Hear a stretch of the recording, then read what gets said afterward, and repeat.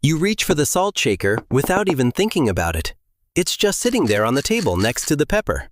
You shake it over your food before you've even tasted a single bite. The whole motion takes less than 2 seconds, and you probably do it on autopilot. For almost all of human existence, that same substance was one of the hardest things on Earth to find. Not inconvenient, not expensive, genuinely, physically difficult to get your hands on.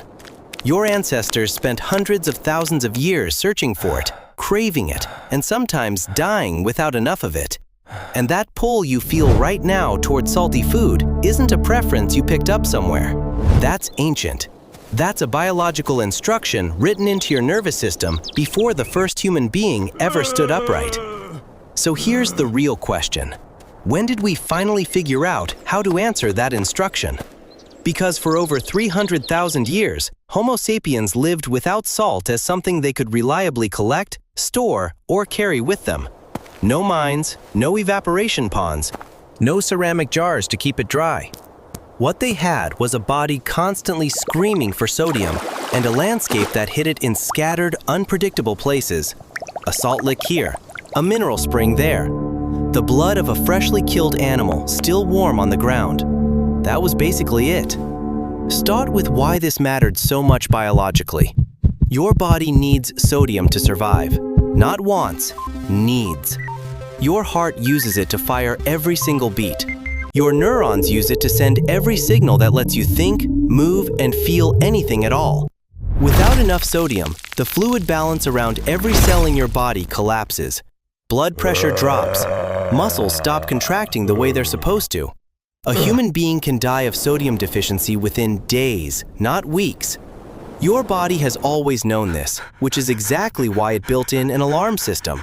A craving so sharp and specific that you can feel it even now if you go long enough without any salt at all. Ancient humans felt that alarm constantly, and for most of their history, they had no reliable way to answer it. That raises a question researchers have spent decades arguing over. Not just when humans started eating salt, but when they started deliberately going out of their way to find it. When did sodium stop being something people simply stumbled across and start being something they actively hunted? The first real clue doesn't come from a laboratory. It comes from watching animals. Every large herbivore on Earth actively seeks out sodium deposits.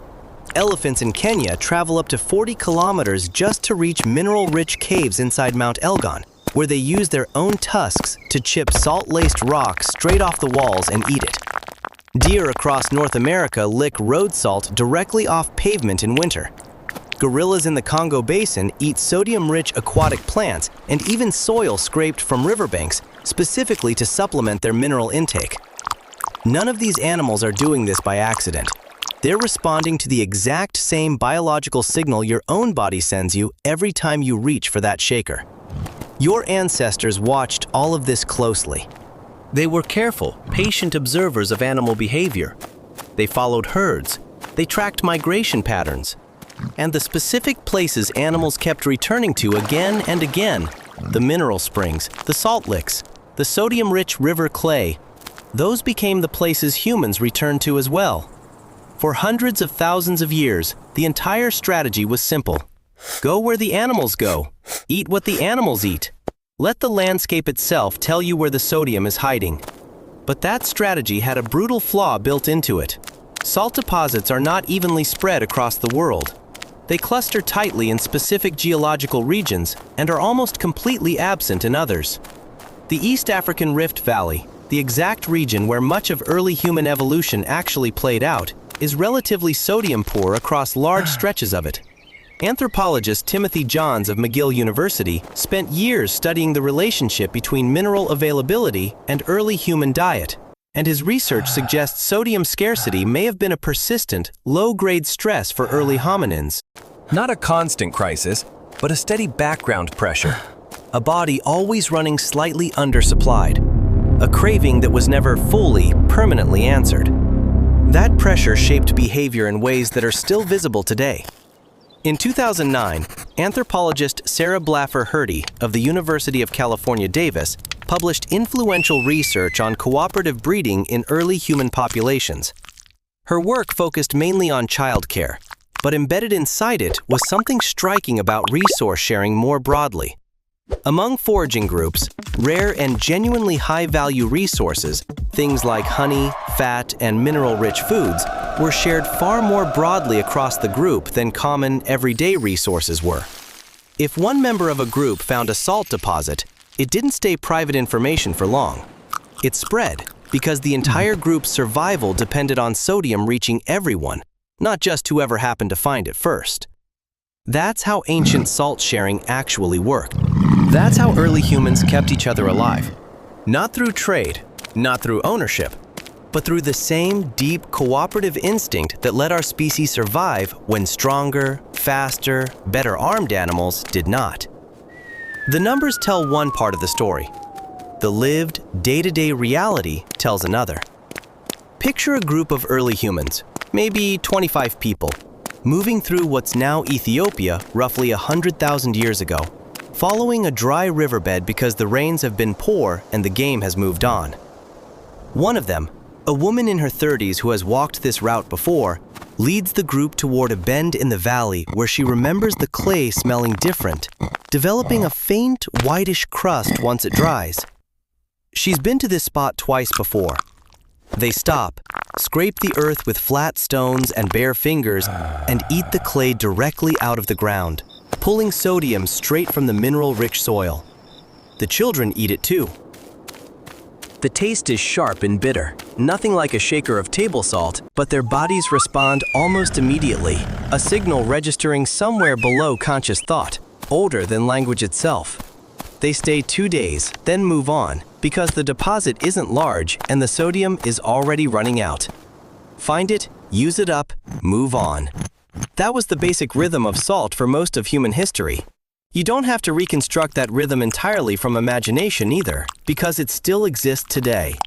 The Hadza of Tanzania, one of the last surviving hunter-gatherer populations on Earth, get most of their sodium from meat, specifically the organs of the animals they hunt. A Hadza hunter who brings down an impala will eat the liver almost immediately, often still warm, and the sodium inside that organ does real, measurable physiological work. Frank Marlowe, an anthropologist at Cambridge University who spent years living with the Hadza, documented how their diet runs naturally high in animal products during certain seasons, keeping sodium intake adequate without any external salt source at all. The Hadza don't season their food, they don't reach for a shaker, but their bodies aren't deficient because their food still carries the sodium that modern processing has stripped out of yours. The same basic pattern shows up among the Jew/Hawanzi of the Kalahari, studied extensively by anthropologist Richard Lee of the University of Toronto throughout the 1960s and 70s. Lee found that the Jew Hawanzi consumed roughly 690 milligrams of sodium per day from their natural diet alone. No added salt, just food as it came.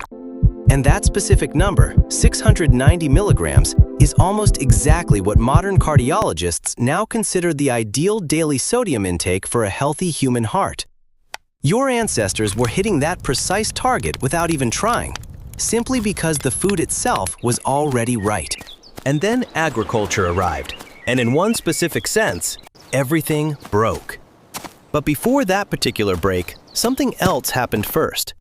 Something that permanently changed the human relationship with sodium and quietly set in motion every salt road, every salt war, and every salt empire that followed. Humans learned how to actually make it. In 2011, archaeologist Olivier Weller of the French National Center for Scientific Research published findings from a site in northeastern Romania called Lunca, in the Neams County region. What he found there pushed the known timeline of deliberate salt extraction back further than almost anyone had expected. The site contained ceramic vessels, fire pits, and structural remains dating to roughly 6,000 BCE, about 8,000 years ago. The layout matched what Weller described as a deliberate salt production facility, a place where people boiled brine from a natural salt spring specifically to extract crystallized sodium.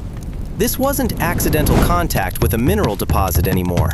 This was a system, a repeated, deliberate process. Picture a morning at Lunca 8,000 years ago.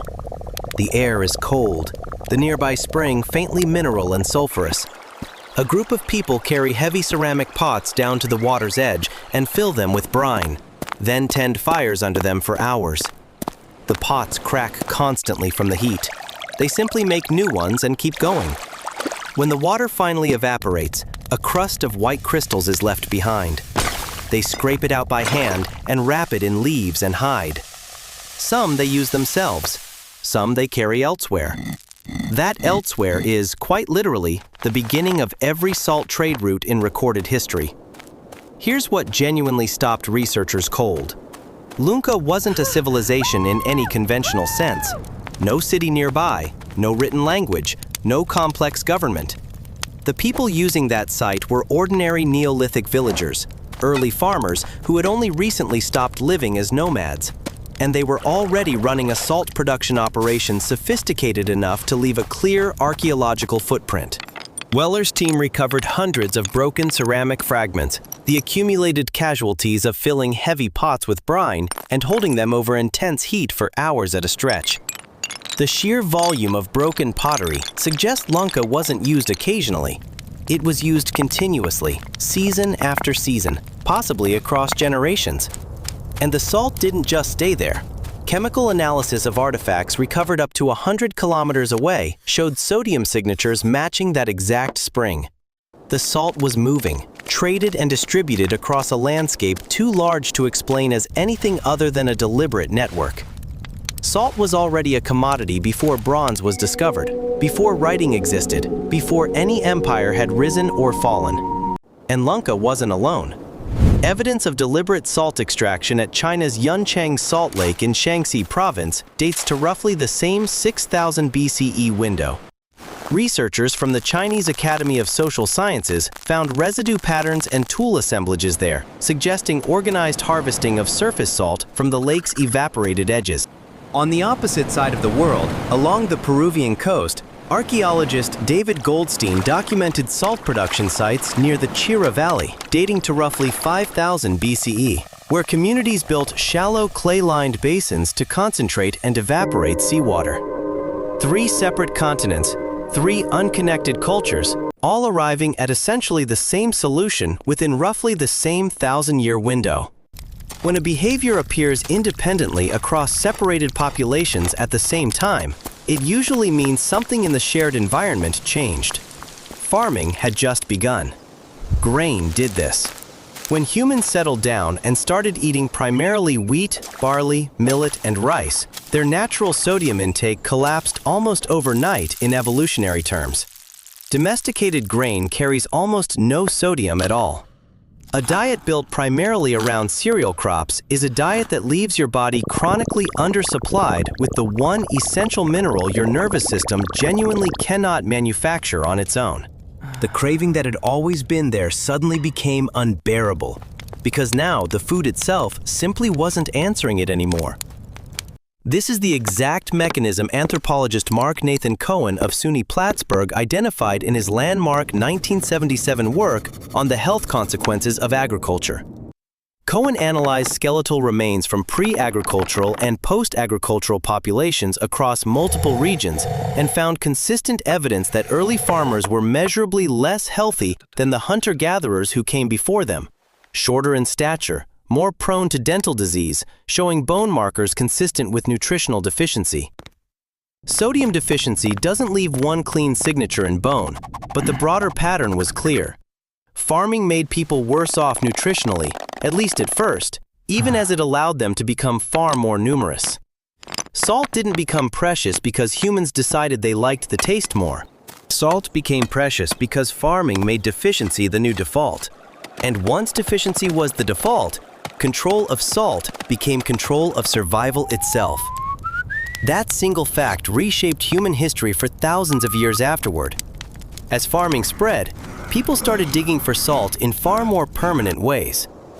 Deep beneath southern Poland sits the Wieliczka salt mine, worked continuously since at least the 13th century, its tunnels eventually stretching over 300 kilometers underground, complete with entire chapels carved from solid rock salt. In the mountains of Austria, a site called Hallstatt shows organized salt mining stretching back roughly 3,500 years, so central to the local economy that an entire archaeological culture across prehistoric Europe was named after it. In Roman-era Britain, brine springs around Cheshire were boiled into salt at industrial scale. And in Sichuan, China, ancient engineers eventually drilled brine wells over a kilometer down using bamboo cable, centuries before Europe could drill anywhere near that deep for anything. Every one of these sites tells the same story from a different corner of the planet. Once farming made natural sodium scarce, human ingenuity poured into solving exactly that problem, independently, on every continent people had reached. And once you can extract salt in serious volume, salt stops being just a nutrient. It becomes an empire's worth of leverage. Every Roman soldier was paid partly in salt, which is genuinely where the word salary comes from. Every ancient Egyptian mummy was preserved using natron, a sodium compound, because sodium was so fundamental to their understanding of preservation and ritual purity that they used it deliberately on the dead. Every salt road that crossed the Sahara, connecting sub-Saharan Africa to the Mediterranean world, was built on the same underlying desperation your Neolithic ancestors felt back at Lunca when the grain they'd planted gave them calories but quietly stripped them of sodium. The Timbuktu salt trade, at its true peak across the 14th and 15th centuries, moved massive slabs of Saharan rock salt called taglam, cut directly from the mines at Tagaza in what's now Mali, hauled across 1,000 kilometers of desert to be exchanged, sometimes weight for weight, against pure gold. Because in a farming world far from the sea, salt could genuinely keep you alive, and gold could not. Humans built entire empires partly just to control it. They taxed it aggressively wherever they could. In 18th century France, the gabelle, a dedicated salt tax, became one of the most deeply reviled instruments of royal power, applied unevenly, brutally enforced, and directly connected to the popular fury that eventually helped fuel the French Revolution. Gandhi's salt march across India in 1930 was never really a protest about seasoning food. It was a protest about survival, about a colonial power taxing the one substance that 1 billion human bodies physically required just to function. That is genuinely what salt is, underneath all the everyday familiarity. Not a condiment, a controlled substance. And then, almost abruptly by historical standards, something strange happened. Salt got cheap. Industrial evaporation, mechanized mining, global shipping networks. In the span of roughly 150 years, between the mid-1800s and the mid-1900s, salt went from a precious, empire-shaping commodity to one of the single cheapest substances on the entire planet. Today, a full kilogram of table salt costs less than a single cup of coffee. It's baked invisibly into almost every processed food you eat, added long before the package ever reaches your hands. The scarcity that shaped hundreds of thousands of years of human behavior ended. The craving that scarcity built did not. Your nervous system, your gut, your kidneys, your cardiovascular system, all of it is still calibrated for a hunter-gatherer's sodium intake, something close to 700 milligrams a day from natural food alone. The average modern person in the United States now consumes roughly 3,400 milligrams a day, nearly 5 times that target, almost entirely from food already salted before it touches your plate. And yet the craving doesn't turn itself off, because the system that evolved to chase down a rare mineral hidden across an unpredictable landscape was never designed for a world where sodium is quietly inside almost everything. Invisible, pre-added, essentially inescapable. In 2011, neuroscientist Wolfgang Langens of the University of Veterinary Medicine, Hanover, published research showing that sodium deficiency activates the exact same reward pathways in the brain that addictive substances do, flooding the brain's reward center with dopamine the moment sodium is finally consumed after a period of deficiency. The relief you feel from salt isn't metaphorical. It's genuinely neurochemical. Your brain is actively rewarding you for finding something it still believes is dangerously rare. Nobody has ever told that ancient system that it isn't rare anymore. You're running ancient software inside a completely modern environment, and that software is doing exactly what it was always designed to do. Chase the sodium signal, register relief the moment you find it, and never fully switch the alarm off. Because for 300,000 years, switching that alarm off completely would have killed you. The alarm is still running today. It was calibrated for a world that, for most people reading this, simply no longer exists. And there's a genuine irony sitting right underneath all of it. The same ancient alarm system that once kept your ancestors alive by chasing down every scrap of sodium it could find is now, for a great many people, quietly working against them. Chronic overconsumption of sodium is one of the clearest, most consistently documented drivers of high blood pressure in the modern world, a condition that barely existed as a widespread population-level problem back when salt was scarce and hard-won. The exact mechanism that once prevented a fatal deficiency now, running unmodified inside a world of effectively unlimited supply, quietly contributes to one of the most common chronic health conditions on the planet. Evolution never got the memo that the emergency was over. Sit with that for a moment. Somewhere in northeastern Romania 8,000 years ago, a person crouched over a cracked clay pot and scraped white crystals off its bottom with their bare fingernails. They were solving the exact same problem your own body is still quietly trying to solve every single time you reach for that shaker. They just had to work dramatically harder for the same answer. The salt sitting on your table right now is the endpoint of a 300,000-year search. Your ancestors tasted it first in blood, in clay, in mineral spring water. They followed elephants across landscapes to find it. They boiled brine for hours in pots they knew would crack. They carried it across deserts and paid for it with gold, weight for weight. They built empires to control it and started revolutions to take it back. And now it just sits there, about 2 feet away, completely unremarkable. The craving is still fully there. The search itself is simply over. If you made it this far, you're exactly the kind of person this channel exists for. We make videos like this one about ancient human behavior, about what your body still quietly remembers, about the gap between the world you were actually built for and the one you're currently living in. If that's something you want more of, hit subscribe. It costs you nothing, and it tells the algorithm that this kind of story is worth keeping alive. See you in the next one.